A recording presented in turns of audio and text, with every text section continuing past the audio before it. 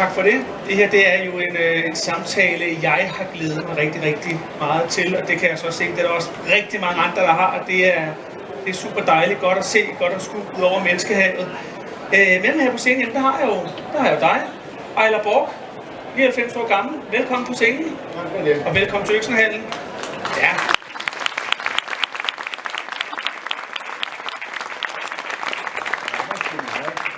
Det larmer meget, det gør det. Og det bliver vildere, det kan jeg godt afsløre. Anders Hauch-Fenger, velkommen til dig også.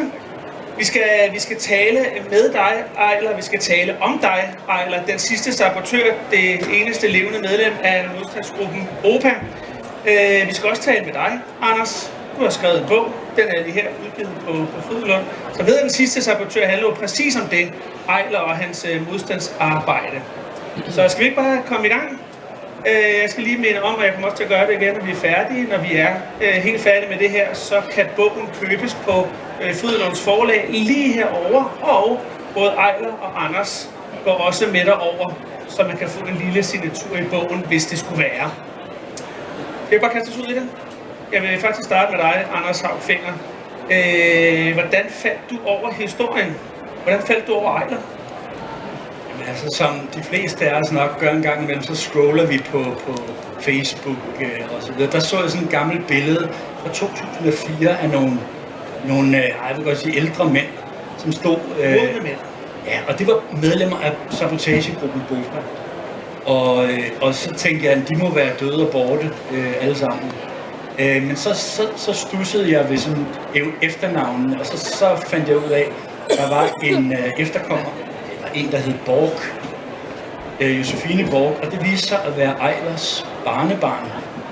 Og jeg troede jo sådan, når jeg snakkede sådan i datid, han må jo være død, og du må være stolt af ham. Så siger jeg, nej, jeg er rigtig stolt af ham. Han er alive and kicking og går til fitness 3 gange om ugen. Så der gik ikke lang tid, før jeg tog lokaltoget til Hundested, hvor Ejler bor, nede ved havnen. Men jeg vidste jo ikke, om han ville tale om sin deltagelse i modstandskampen, fordi der er rigtig mange modstandsfolk, der simpelthen er klappet i som en østers. Men det var faktisk sådan, jeg fik sådan en sms fra Josefine Borch, Eilers barnebarn på vej, og sådan, good luck. Fordi hun har nemlig prøvet at få Ejler til at tale i flere år.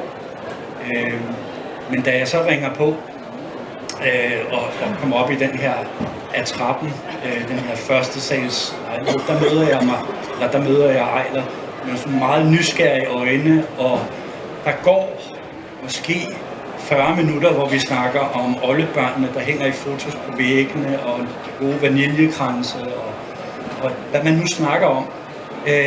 Men så læner Ejler sig ind over bordet, og så siger jeg, ja, men du vil vel gerne vide, hvordan jeg lærte at bruge en maskinpistol i Ejbjerg Mose i 1944.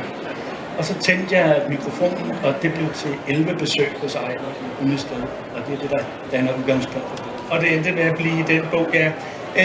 Og det her med, at modstandsfolk ikke rigtig taler om aktiviteterne under besættelsen, det er jo et velkendt fænomen. Du siger det selv, Anders, jeg er selv barnebarn af en modstandsmand, der desværre ikke er her længere, men han talte heller ikke meget om det. Så det første spørgsmål til dig, Ejler Borch, bliver i virkeligheden, hvorfor har du ikke talt om det her før nu? Hvorfor har du ikke fundet anledning til at tale om dine aktiviteter under besættelsen før nu?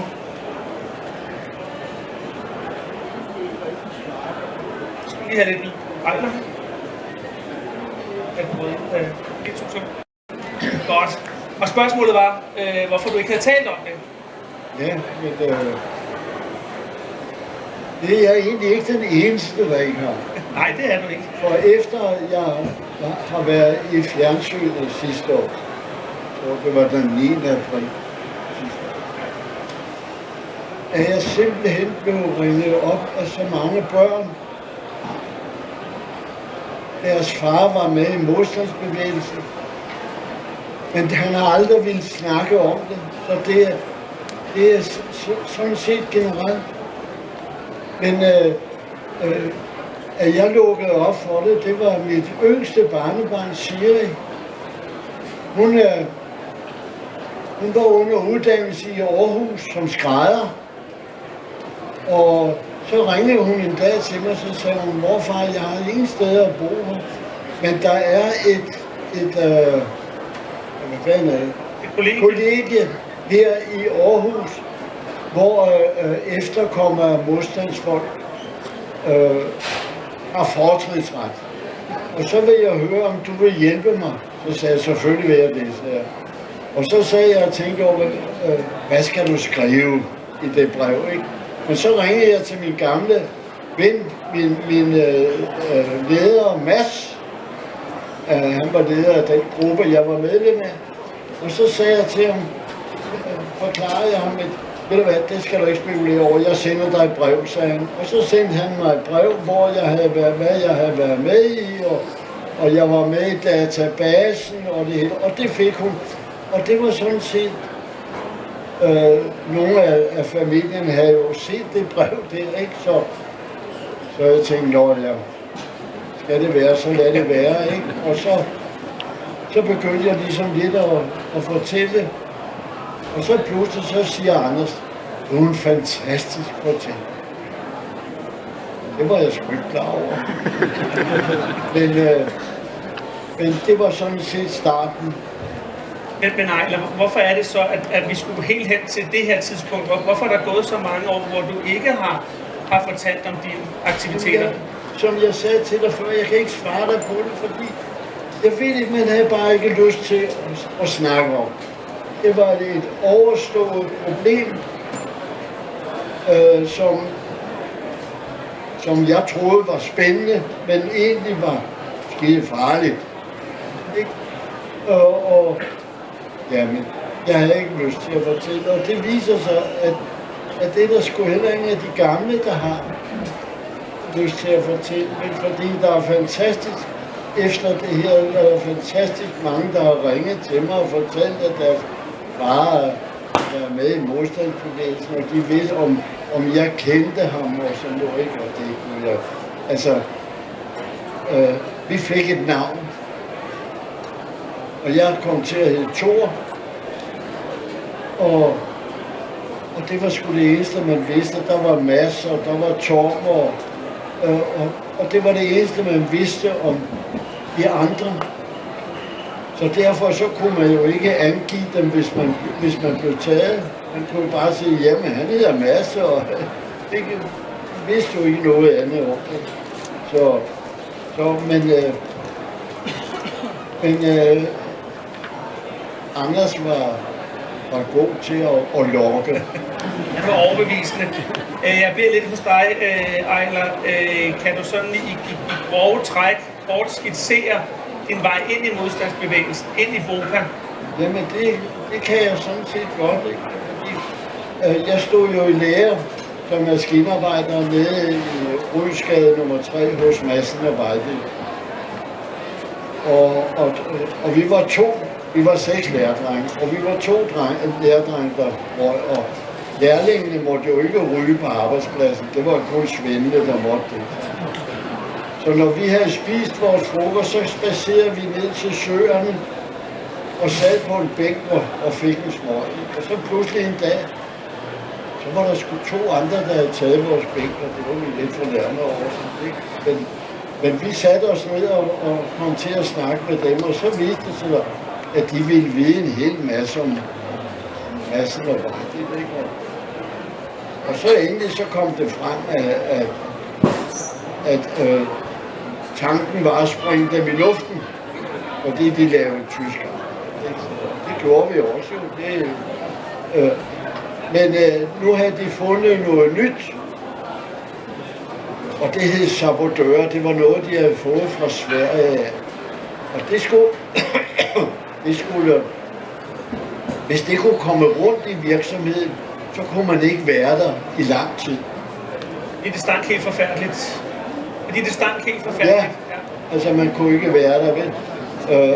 Og så sagde jeg til dem, men når I nu kommer jeres alle sammen ud, så kan I jo bare hive mig ind. Så skal jeg fortælle jer, hvor I skal smide det, for vi har en tank, hvor det kører rundt til alle maskinerne, al køleolien, den er i den tank der.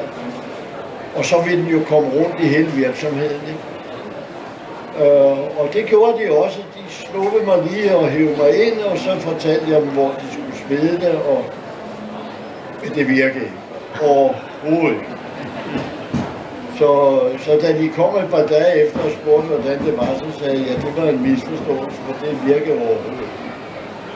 Og så kom vi jo til at snakke lidt, og så spurgte jeg, om der var mulighed for, at man kunne komme med i det der. Jamen, det var der store muligheder for, sagde en af dem der. Om jeg havde et telefonnummer. Det havde min mor, hun havde jo et telefonnummer, og det gav jeg hun. Og så gik der, jeg kan ikke huske, om det var en uge eller to. Så var der en, der ringede hjem, og så sagde min mor, det er til dig. Og så tog jeg telefonen, og så var der en, der sagde, Dag, jeg hedder Tom, og jeg hører, at du er interesseret i... Ja, det er jeg stadig, sagde jeg. Nå, jamen, kan du så ikke møde mig i eftermiddag over ved indgangen til Fælleparken? Og det jeg kørte fra arbejde og kørte lige derovre. Og der stod også en ung mand på min alder der. Og han præsenterede sig som Tom. Og han spurgte, om jeg stadig var interesseret, og så fik jeg jo lidt at vide om, hvor jeg skulle være og sådan noget, og så ville jeg blive kontaktet af min gruppeleder. Og det blev jeg også, og det var Mads. Han blev senere, indtil han døde, min meget gode ven. Men så skulle vi jo vide lidt om, hvad der skulle ske, ikke? Jeg har jo aldrig hverken haft et våben i hånden af nogen art. Så hvis jeg skulle være med til sådan noget, så skulle jeg jo vide lidt om det. Og det kom vi også til, for vi blev inviteret ud i Ejby Mose, det ligger ude omkring Herlev. Og der cyklede vi ud. Vi var 3 mand der. Og vi mødtes derude, og der stod et par ældre, og der fik vi fortalt lidt om en pistol, og hvordan den blev skilt af, og hvordan man skiftede, og med sikring og alt det der. Og så var der en maskinpistol, det var den, fik jeg senere at vide, som havde sin debut i Finlandskrigen, og derfor blev den kaldt en Suomi. Det var en masse maskinpistol. Og den lærte vi jo også at skille af og skyde lidt med enkeltskud og flere skud og sådan noget. Ja, og så kørte vi hjem igen, og så var det sådan set overstået det der, og så håbede de jo på, at man anede, hvad det drejede sig om. Og vi kommer lige om lidt, Ejler, så kommer vi til at komme tilbage til nogle af dine aktiviteter under besættelsen. Jeg vil bare lige høre dig, Anders, for du bruger jo Ejlers fortælling til også at fortælle noget bredere om modstandskampen, men også noget bredere om BOPA. Kan du bare sætte på ord på, hvad BOPA er for en størrelse på det her tidspunkt af den tyske besættelse af Danmark? Så BOPA står for borgerlige partisaner. Det er sådan lidt misvisende, for det startede af kommunister i starten. Der hed det kommunistiske partisaner, men man forsøgte at få folk, der var på en helt anden politisk fløj med, og fik upartipolitiske lærlinge som Ejler og andre ind, så man lavede sådan en samling med det ene formål at bekæmpe nazisme. Og BOPA, det blev den mest effektive sabotageorganisation overhovedet, med over 1000 aktioner. Og jeg lige har afbrudt. Ja. Hvis jeg skal vide lidt om det, I snakker om, så må du kigge på mig, for ellers kan jeg ikke høre det. Det jeg hører, hvor rart det er sådan noget, man får hen ad vejen. God pointe, Ejler. God pointe. BOPA, det var jo ikke kun sabotage, det var også tyveri af våben. Det var, man skulle skaffe logi til hvis man var illegal levende under jorden. Kvinderne, de deltog jo med at sy sprængstof ind i sådan nogle bælter, man kunne have omkring livet. Man kunne forsøge at befri fængslede kammerater. Det var ligesom en tværpolitisk organisation, og det viste virkelig sin styrke, at man på trods af alle mulige forskellige politiske retninger, så lykkedes man om at samarbejde med det formål at få nazisterne. Ejler Borg, nogle af de aktioner, du er med i en del aktioner i løbet af din tid i BOPA, men en af dem, som vi bliver nødt til at bruge noget tid på at tale om, eller tid på at høre dig tale om, det er jo angrebet på tankstelle ude ved Vandløse station.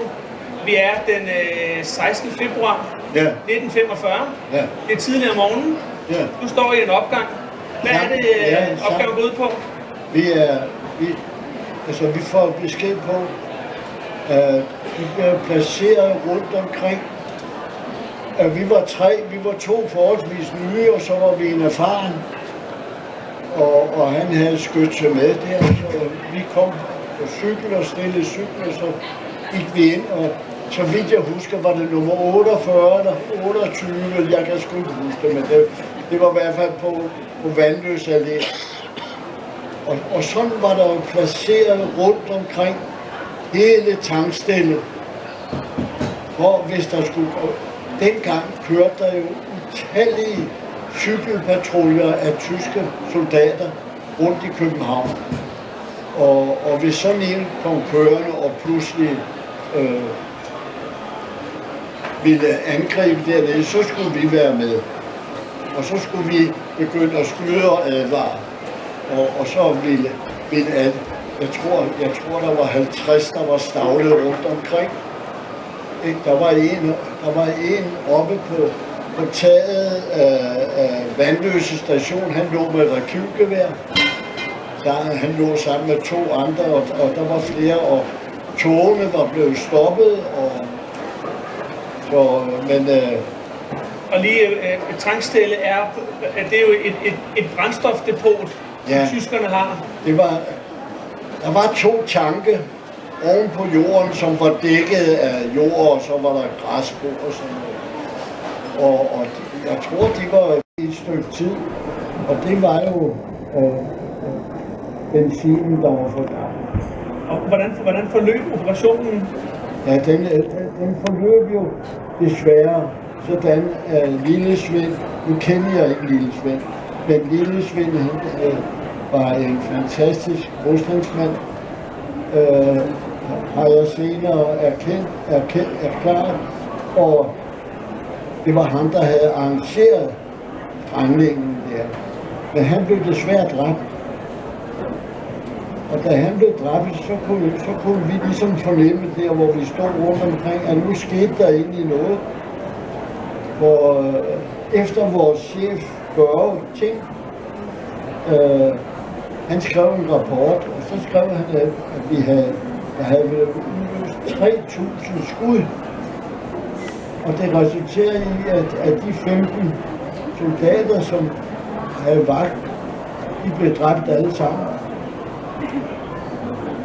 Men Svend fik de ud, men han var desværre død.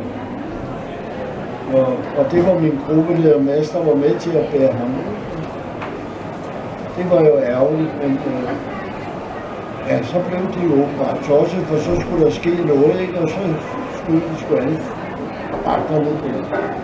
Og de sendte den vagtstue der fik de skulle smidt nogle bomber ned igennem skorstenen, så den røg så også en tur og sådan noget. Men aktionen var god, minus Lille Svend. Det er en meget, meget ambitiøs operation. Det lykkedes jer at nå målet. Desværre så ryger der en kammerat undervejs. Kan du huske, Ejler, hvordan du har det indeni, da du står der den morgen, lige før det hele det skal løbe af stablen? Ja, jeg må jo tilstå,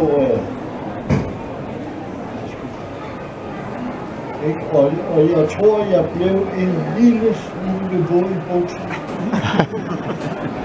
Men det er jo, hvad der sker, når det pludselig går op for en, at det faktisk ikke kun er spændende, det er også farligt. Så men da alt det der var overstået, så fik vi bare besked på, at nu så tog vi cyklerne hver for sig og kørte hjem. Og så jeg skulle på arbejde. så kørte du på arbejde. Ja. Vi er på opløbsstrækningen i den her samtale. Vi kunne blive ved. Jeg vil rigtig gerne være blevet ved, men der er også et program, vi skal have respekt for. Anders, jeg har bare brug for her mod slutningen. Hvorfor har du syntes, det var vigtigt at skrive den her bog om Ejler? Ejler og hans kammerater, de var ikke andet end 17, 18, 19 år gamle, dengang de tog en beslutning. Og man kan godt sige, det var måske hovedet under armen, når man troede ikke, man kunne dø. Men det kunne man. De tog nogle valg, som var meget vigtige. Og rent faktisk, sabotørernes eksempel, altså det, at de sprang fabrikker i luften, det gjorde jo, at Danmark blev anset som en allieret part, og ikke en eller anden kanariefugl for Hitler-Tyskland. Og det synes jeg er... Altså, jeg synes også, det har noget appel til unge i dag. Altså, det kan da godt være, unge i dag, jamen det er jo ikke aktuelt det der med bomber og alt det, men bare det der eksempel med at gå imod strømmen, føle, hvad der er rigtigt og forkert, og så gøre det, uden at tænke på, hvad andre siger. Det kan vi faktisk mærke. Der kommer en del unge til de arrangementer, mig og Ejler er ude til. Og det glæder i hvert fald mig rigtig meget. Bogen er også skrevet sådan i et sprog, så unge kan læse med. Jeg kigger også ud og ser, at der sidder også alle generationer og kigger i dag. Du skal have lov til at have det sidste ord, Ejler. Og det sidste ord må gerne være svaret på et spørgsmål, jeg altid har lyst til at stille modstandsfolk. Det er jo, hvorfor træffede du det valg at gå ind i modstandsbevægelsen? Hvorfor gjorde du det? Det er meget svært for mig at svare. Som i første omgang, så tænkte jeg, det var spændende. Ikke? Altså, man var jo ikke anden stor knægt, jo. Ja, man var jo blevet 18 år, så nu var man pludselig voksen, ikke? Men nu var man ej voksen. Men jamen, jeg kan ikke svare dig på anden måde end at sige, jeg gjorde det, fordi jeg synes, det ville være spændende at være med til at jorde Tyskland. Jeg synes jo, ligesom alle andre danskere, de fleste danskere i hvert fald, dengang var tosset over, at tyskerne havde på en pæn måde sagt, at de kom for at beskytte os. Men den beskyttelse, den kunne jeg ikke rigtig finde. Så det var en af årsagerne til, at jeg gik i modstandsbevægelsen. Det sætter vi jo med mange års afstand enormt meget pris på. Det har været en kæmpe fornøjelse at have dig med på scenen, Ejler. En kæmpe hånd til Ejler.